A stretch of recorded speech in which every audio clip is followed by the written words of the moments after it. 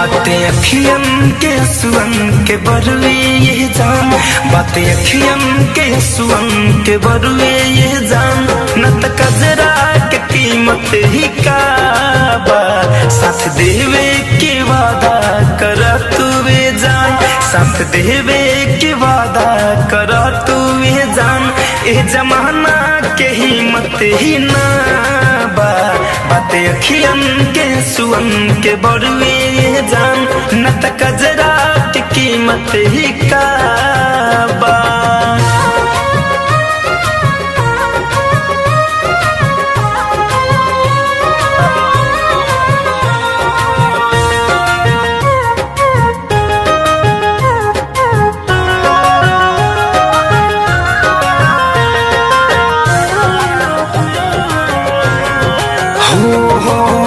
कितनो सितम होई इसके न कम होई, वादा बा प्यार तुझसे जन्म जन्म होई, कितनो सितम होई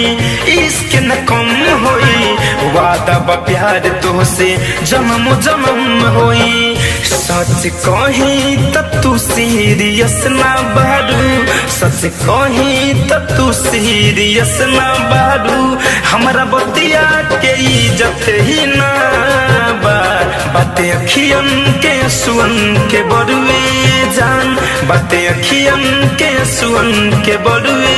जान, न त कजरा के कीमत ही का बा।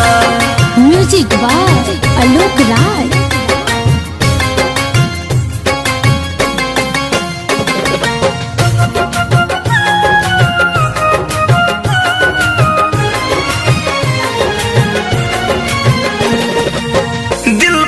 केहू के चाले जो रहो, लोर बहा के मन के करना थो रहो,